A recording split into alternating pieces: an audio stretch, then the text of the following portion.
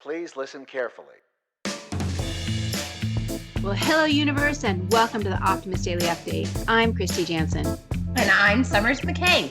And we are part of the team behind the Optimist Daily, making solutions the news. We bring you reader-funded solutions news every day in order to change the tenor of news media, social media, and the direction of your day to help make it one focused on solutions. 7 days a week, we publish positive news stories written by award-winning journalists and delivered online to your inbox and through our social channels. And also, we are sharing these solutions in a commute-worthy, walk-worthy, home office-worthy, summer vacation-worthy podcast. Today is Monday, the 21st of June, 2021. Hey, Christy, happy summer. Happy summer, Summers. This is your season. It is. I love kind of leading with that. It's my favorite time of year to just tell people happy summer because then they have to super acknowledge me. It's really about just, owning my solstice. I'm just teasing, but I do love this time of year. And I think we were talking last week, Christy, about vision boards and kind of goal planning. And I was trying to really think about why is it that in kind of June, July, I feel most committed to my next goals, right? And I think because it's also that time of respite and the world does slow down a little bit during summer. You have longer days, you're more likely to do some fun stuff. School is out, which can be very stressful for parents, but also can be really, really delightful and fun. And, I think there's something to truly say to take a break, take a beat. And the world has been so crazy and so intense. So, guys, make sure to put a break on your calendar for this summer, even if it's just, a routine or ritual that's an afternoon off. Christy, what are you going to do to take care of yourself and take a break this summer? It is also, we're all sort of being released from our semi-enforced, semi-self-imposed hibernation for the last year and a half or so. I plan to do a little bit of traveling. I have some friends who are going to be out in Boston. I'm going to connect with them. I have another friend who's getting married in Rhode Island this summer. So I plan to take a couple of plane trips you broke the seal when you came to visit me in Austin. I did. And I learned how terrible of a traveler I now am, but I hope to get better at that again. And it is, school is out. So my son is out of school and he's excited about traveling as well. Yeah. So that's what about you, Summers? What are you going to do to acknowledge this? Well, I am making a commitment to playing in water as much as possible. Yeah. So while we are going to do some family travel this summer, that is giving me mountains of anxiety because I have never flown with a toddler. I've never flown with my daughter. I don't exactly understand how I'm going to get a car seat, a stroller, a booster seat. I don't actually understand how it will all work. So I'm pretty stressed about that. So instead of thinking about travel, because that's not my inspiration right now, it is water. And whether it's playing in a pool or playing on a splash pad or with our older daughter going and walking next to the little brook near our house, that is my plan, is focusing on water this summer. And, I think the world, we all need a little space. We all need a little inspiration. And that's why we kind of have a pretty special Optimist Daily update today, don't we? We do. We have a guest. We're not diving into the headlines. You have to go look at the website for that or your emails. But instead, we have a great guest that we're going to share with you, Dr. Adolph Brown, or Doc, as we call him. He is a top motivational speaker and the founder and president and CEO of the Leadership and Learning Institute. He was a former public school educator and administrator, and also a university professor, dean, and businessman. But he has studied and worked alongside highly successful leaders and educators, and he's a dedicated optimist, which is why, he's a fan of ours. He's got a background in anthropology and psychology, which of course makes me happy. What were you saying earlier? Anthropologists unite. You guys, all of you anthropology students here. I love raising up the anthropology voices of the world because I think the study of human beings as if we are all one is super important. And there's so much learning that can happen by looking at people in the context of the cultures that they exist within. So when Doc came, when his name came up, and we were just happy to bring him on the pod today. And I think that's enough. I don't know. Do you want to add anything? Is that enough of your background? That's plenty. I'm just an optimist and always looking for the bright side of things. Yeah. And right now, now that school is done for the moment, we are looking at going back to school next in the fall or in August. And your focus on education and also on addressing sort of trauma to allow learning to happen. We just wanted to bring you on and say hello and introduce you to our audience. Well, Doc, I have a question. We'll just kind of jump right into it. You work a lot with students and young people. Are you seeing, as kids are preparing for a different version of school year, this past year was pretty traumatic and pretty intense. What have you observed as an educator and a people observer has been the evolution of students' mindsets, and what should we be thinking about as we go into the fall school season? I think that's a wonderful question. I think the fact that students have overcome all of the things that you just mentioned. I think we look back and there are educators that are thinking that learning was lost. There are people that are thinking time was lost. Mm-hmm. But the flip side of this is that we all survived it. Mm-hmm. So you can have a victim mentality or survivor's pride.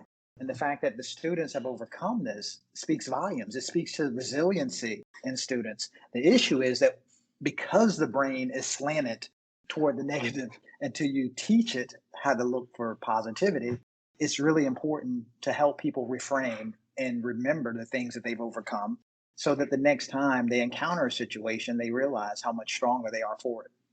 Mm-hmm. It's that post-traumatic growth kind of orientation. Certainly, certainly. So, I mean, it's been a bit traumatic for all of us, and I think a lot of kids were upset. I have a 15-year-old son who seemed to do pretty well, but some of his classmates and his cousins had a much harder time with the remote learning environment, and they really were missing their school friends in like almost a visceral kind of way. Mm-hmm. But going back into school, I mean, which is still a few months away. Right now, it's just like school's out, and how do we bring that, enjoy that, like what Summers and I were talking about. I think you're on vacation right now. Is that right? Correct. That's correct. So thanks for joining us. How does it feel? How does it feel to be on vacation? And have you kind of gotten more insights, or how does it feel to be on vacation? Because that's new to everyone right now. Well, that's part of our coping strategies. We take multiple vacations a year, so it's nothing for us to kind of leave, decide in a weekend that, hey, we're going to get away, but that's all a part of maintaining a positive outlook, being at a vantage point away from, the drama and trauma and stress. So, I think as children go back to school, I think, as a clinical psychologist, I can talk about the trauma that's experienced and adverse life experiences. I think that if we start asking students what's better, asking people what's better, and it's not, necessarily toxic positivity where we're saying, we're happy, happy, joy, joy, ignoring everything that's happening in society. It's not that, because I believe that to heal it, you have to reveal it. That's a part of growth. Mm-hmm. But at the same time, it's how we frame things. So as much as the students went through, it's important to remind them that they did get through it. Remind them and share with them the skills that they had to actually get through this. So it's a human inclination to talk about the negative, the problematic things. I start every session with my clients by saying, "What's better? What's better? What's better?" And we go from there and we build. I say and they'll tell me, and I'll say, so on a scale from 1 to 10, 1 being horrible, 10 being great, where are you on that scale today? And they'll tell me, and then I'll say, well, you're a 5. What will it take to make you a 6? So the reframing of things is kind of absent, because in trauma, it kind of puts us in survivor mode as opposed to, necessarily just looking for the greatness in it and looking at the person that we can become as a result of it. Looking at the opportunities that are actually embedded in those challenges. Yes. I think that's such a valuable thing and suggestion really for families and just people in general is sitting around the dinner table and how do you initiate conversation when everyone's in their own heads or minds or carrying their own, stuff is start your family conversations with, hey guys, how's everybody doing today? What's better? I Yeah. love What's better? that. I love What's that as a, good? yeah. What's Yeah. good? What's the What's good good? Exactly. today? That's right. Yeah, that's what my kids say. I say what's better. My kids always say what's good. I have one that says what's goody. So they get it. Now, as we look at our society, it's not just kids who have been through a heck of a year. It's adults. It's everyone, everyone from generations. What are you seeing with people in general, and what perspective do you want people to see as we chart this new path? Well, I would like people to actually see the things that have come out of everything that we've gone through, from the political strife, from the racial unrest, to just kind of look at what has come out of it. Of course, there's some really bad things that put us here, Hmm. and we must deal with it. We have to deal with these things, but at the same time, let's also talk about the good. Let's talk about the fact that Juneteenth is on the verge of becoming a national holiday. Let's talk about It got signed on Friday. It actually got, wonderful, or yeah, I think it was actually wonderful. Thursday. It got signed. It was such breaking news that we had to update our headline. Definitely. So You're on so things vacation from that also. Yeah. that's right.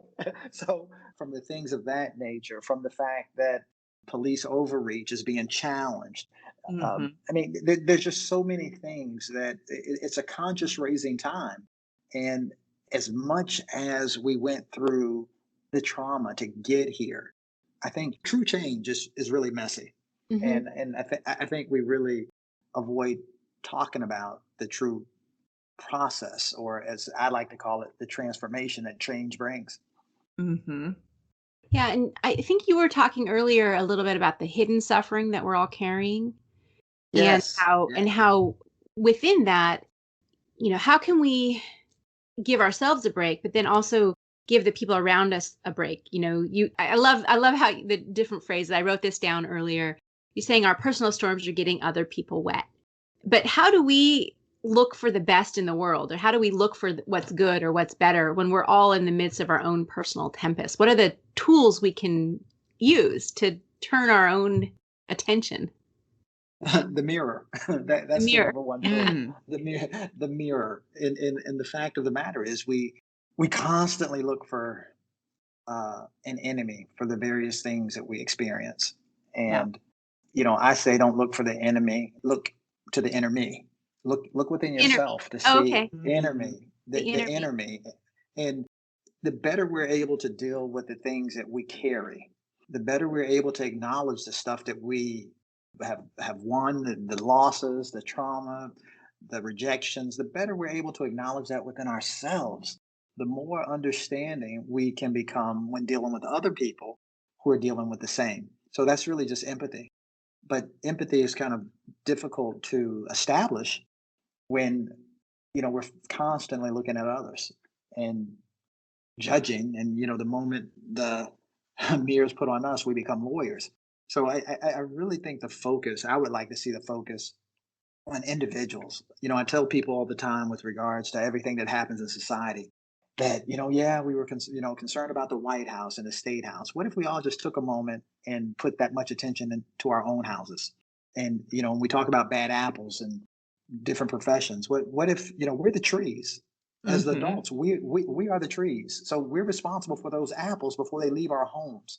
So I would really like to see, just from a very basic level, of people just looking inwardly. And I think that's the that's the crux of true lasting change. So a lot of the folks who are listening to the Optimist Daily Update are probably inward lookers, right? It's one of those things that we know at the Optimist Daily. Sometimes we can preach to the choir. Uh, However, it's really important to give our listeners tools to be advocates, to be emissaries out to others.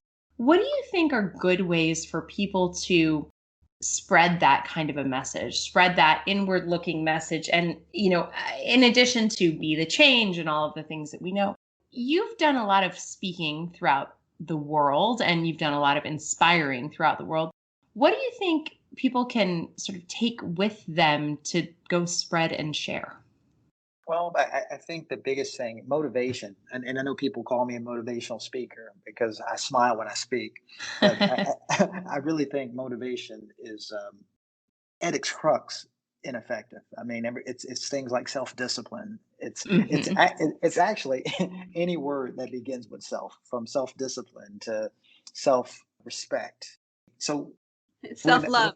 exactly. So any word that starts with self, just really when we kind of hone in on those things and kind of put those in balance and perspective, more is caught than is taught. So children in schools, when teachers have it, students are looking at teachers long before they're listening.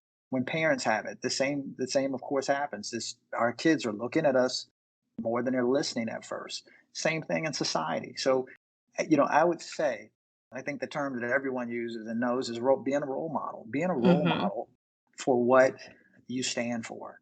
So, I have a saying that, I basically treat people better than they treat you. Someone gets in front of me sometime, people they'll call for first class, when I travel sometimes. And I'm not the guy that buys it, but I have a million miles on like four different airlines. So that they constantly upgrade me. So, they'll call for first class and there'll be people that will get in front of me, as opposed to saying, what's wrong with these people? I'll say, what might I be wrong about? Do they not see me? Do they not know the line that I was standing here? Or maybe I don't know the lines over there. But regardless, um, we're getting on the same plane. And, I'm an educator at heart. So when I get on the plane and they see me after they stood in front of me, if they didn't know I was in first class, then they realize it. And sometimes that's a teachable moment when they realize, oh my gosh, I didn't realize. So, As you're saying that, it's like find the lesson, not the fight. Right. yes, yes. Yeah. Yeah. And And Doc, I really love this, but I feel like that's such a challenge to get someone who is not in that self-reflective space to take a pause. If you're dealing with somebody who's looking for a fight, how do you turn that? How do you absorb that energy and shift it? Well, it's all about what that person's carrying. People that look for fights, or there are people that wake up every single day to scan the environment for opportunities to be disrespected or opportunities for offense, Hmm. Mhm. and it's based on what they're carrying, and not working through what they're carrying. If I call it in my writings two backpacks, the invisible stuff that we all carry, and if we don't empty it, I mean, those rejections become projections onto other people. So they got to get out. When children don't talk things out, frustration and agitation, they act it out. Adults are the same. So you have Mhm. people that are running around throwing rocks, and it's not the cause that they're standing for. It's the fact that they just want to throw rocks and feel better. They, Hmm. and sometimes they don't have the coping skills or capacity to truly deal with what they're carrying. So you Mhm. said self-reflection, but the primary goal is that self-reflection that can ultimately lead to self-correction. So Mm. that's kind of where I live. I mean, I write about systemic issues. I'm very active in dismantling oppressive systems. But at the same time, every single day of my life, wherever I am, the work that I commit most to is being an individual that represents the good in all things. That's so powerful. And I think what I like about this reminder is that, Christy, I think you and I keep kind of asking the question, but like, how do we get the people who don't get it to get it? And at the end of the day, what Doc is reminding us is that that's not our job, It's not our right? job. It's not our Yeah. job. It's not the focus. And while we run the Optimist Daily for the purpose of helping change consciousness, we can't force it. We can just continue to do a good job at what we do and supporting our writers and our technologists and giving them the forum. Mhm. But it's lessons, not fights. And I even as expansive and introspective as Christy and I think of ourselves, right? We all need reminders, and Mhm. we all need to just kind of sit in our own responsibility for ourselves. And Definitely. that, I think, yeah, Doc, do Yeah. you want to sort of add to that? Yeah, I feel like I'm think getting a heck of an inspiring conversation right here. I hope our listeners are too. well, I think what happens, and don't get me wrong, I could give you 5 steps, for the podcast or 5 steps for this. What ends up happening is those are like really cheat sheets. Hmm. Um, when people ask me, what book should I read about this equity, diversity, what book, and they want to have a book study. You Yeah. know, it's really a heart study. It's not a Mm. professional learning community. It's a heart study. Once you put it out there, outside of yourself, it's kind of like that vision board. Mm-hmm. The brain's looking at it, and the brain's going to try to find a way to do it. I get that, but there's some work that has to be done internally, and it's messy. It's hurtful. It's sometimes it shows you things about yourself that you don't like. And Right. if we can't address that stuff, so every time, hard things come up, we want to push it away. And what society does is we deny it. We're in denial. So denial doesn't mean it didn't happen. Denial just means it's too painful for me to acknowledge, and I don't want Yeah. to deal with it. Hmm. So I'm constantly pushing the plate back in people's face and saying, hey, that's your stuff. Deal with it. It's funny that you mentioned, the 5 things this, 5 things that, because I think you and I both do a fair amount of, media appearances, and we're always getting asked for what are your 5 tips for? And Yes. I don't know if Yeah. you have this challenge, but I do, because every time I write something, our publicity team comes back to me and they're like, so Summers, we didn't need an essay. We needed Right. bullet points. I'm Yeah. like, but life is not bullet points. It's No. not. Improvement and change aren't Yes. checklists, they're Yes. evolution. That's the most And challenging part of yeah. of media exposure for me, is Mhm. that I'm not someone that's in this, to kind of check a box. I'm Right. in this to make deep positive changes, and it's not something that I've done on television. I've done this in my professional life for over 30 years. So, and I've seen that process. So it's difficult sometimes to translate that into steps, like you said. Hmm. Mhm. I mean, that's just sort of not where healing really happens anyway, or Right, that's not right. how it happens, right? And I think Yes, that's correct. a lot of your work is relationship based healing, Yes. and by forming those connections and helping, sort of giving that hand so that people are brave enough to look at those, all of that messiness, and feel safe enough to be able to take a step out of that traumatic shell that's been constructed because of the life experiences, and or the structural issues that are facing them, or the interpersonal relationships of their families and their communities. So I love what you're saying, and I think it's an interesting to listen to the two of you, because you are both out there in front of the cameras. I like to stay back a little bit, and Summers is always saying, okay, so but what's the 30-second version of that dissertation Right. Right. you Right. gave me? Exactly. um Exactly. I struggle with that too. I wanted to talk to you a little bit about some of the work you're doing to address things from an individual perspective, but also looking at the group dynamics. 'Cause I know you go back and forth between that with your study of personal development, but in the context of group dynamics, and addressing structural issues. Because I think both of those things have to be looked at. And one of the areas that I'm really curious to get your take on is what we sort of hearing, the school to prison pipeline that a lot of our country has been experiencing. I mean, I hear that I do a lot of research in this area, but I don't know what you would say to that, Doc. Well, first of all, when you mention school to prison pipeline, people that haven't researched it immediately assume that, it's an offense to teachers. So, the brain will look Mm. for, Mhm. Who's the the fight? next, Yeah. exactly, the fight. And it's not. My master's thesis, one of them was dismantling the school to prison pipeline. And all it meant was students or drop out. And that's how it initially started, when students drop out. But the research actually shows that students don't necessarily all drop out, particularly the highest risk students. They're pushed out. Sometimes there's no supports, they fall out. So when these students fall out, primarily Black and Brown students, there's $1 billion industry that benefits from this, and that's the prison system. What we found in my research, we interviewed inmates all over the country, about their experience in public education. And many of them said that they felt they weren't connected, they were invisible, they weren't acknowledged. Then we went back and we interviewed teachers, public school teachers. And what we found with public school teachers, particularly the new ones, was that classroom management was the least taught subject to teachers.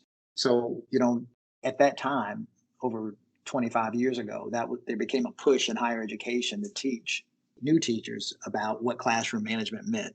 It didn't mean managing children. It didn't mean controlling children and students, which some people think it means. It means you manage your classroom setting and you lead your students. So that's what we found out. And we also found out that because of those lack of connections, that teachers needed to be more purposefully engaging with students and relevant with all students, making sure that classroom content met everyone's needs, regardless of their language, age, race, religion, gender, education, or disability or economic status, sexual orientation. So we had to make sure that everybody was included. And that's really the school to prison pipeline in a nutshell. I really appreciate you clarifying that, because sometimes you get these phrases, which you're right, they can alienate as much as inform. Yes. And by pinpointing the words and explaining what's more behind it, it makes it make more sense.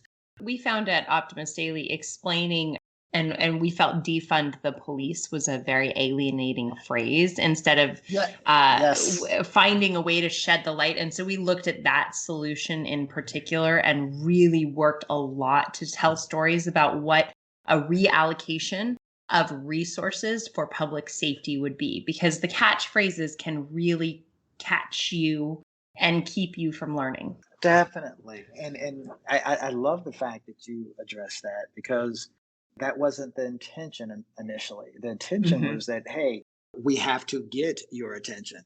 Yeah. So there had to be Right. something that was so powerful and world stopping that people would say, hold it. What's that? And everyone would Right. Exactly. But of course, as you see, it did have some really negative implications. But I love the fact that you addressed that. That's extremely courageous, and I applaud your team for that.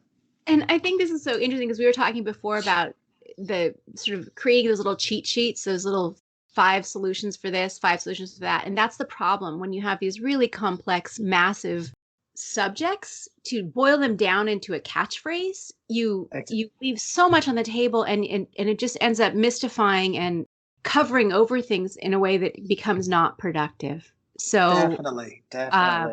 So I feel like we're so in alignment, Doc. I love Yeah. that. I just started accepting interview requests that dealt with equity, inclusion, and diversity, stuff that I've been writing about for years and researching.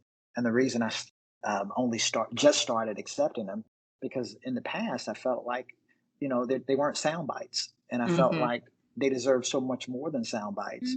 But I learned from a great team led by someone named Valerie Allen that sound bites, constructive sound bites, and well thought of sound bites would actually help heal in a different venue or avenue than, so. And they I do can that can now. offer the conversation starters that Right. we Exactly. wouldn't have otherwise had. It's the tip of the Exactly. spear Yeah. that gets under your skin, and then you have to talk about it and open it Right. up in a bigger way. Exactly. Well, Go I think ahead, Christy. I was going to say, I'm here. I am always watching the clock. That's I my know. job. Well, it's But time wow. for us to wind us up. I feel like this has been a really profound conversation, and we're thrilled that we got to spend this time with you, Doc. But we always like to end our conversations with our guests, asking them one question. And I'm really curious to hear what your answer might be. But the question is, what today is making you optimistic? Where's your optimism being fed from today? My optimism is being fed from the fact that many of the undercurrent negative types of things that have happened in society to various people are no longer an undercurrent. They're now in people's living rooms, from the television, on social media. And as negative as that can seem, this exposure is causing us to talk about it, not just talk about it. This exposure is causing us to do something about it. And yes, it may be uncomfortable at first, but I'm optimistic that I know that true change is messy. So I'm optimistic that we're on a path of higher ground. We're going to higher ground. And, not everyone wants to go and not everyone believes that it's needed, but the fact that it's in our faces, I'm optimistic about it. And we'll get to the top of this mountain eventually. Exactly. Oh, Christy, I love you taking it out on a hiking metaphor. That's that. Christy and I are bonded by our Kilimanjaro climbs. So, Doc, thank you so much for being on the conversation today. Can you tell our listeners where they should find you, where we should read more of your wisdom? Where can people who want to know you know more? At docspeaks.com, like the doctorspeaks.com. Perfect. Well, we'll also put that in the show notes as well as your social media profiles. Everybody check those out for more. Thank you today for listening to this Optimist Daily Update, this very special Optimist Daily Update. As you all know, we promise to continue to share positive solution-based stories with ideas on how you can participate in this changing world and ensure it is changed for the good. We promise to continue to cover the current events with accuracy, legitimate sources, and offer you the information needed most to chart new paths for all of us. As you guys know, we are a reader-funded startup and we appreciate your support. So if you have not yet, please sign up and contribute as little as $5 a month to the Optimist Daily on optimistdaily.com. Be part of the solution-changing consciousness and addressing our world's biggest challenges with a problem-solving mindset.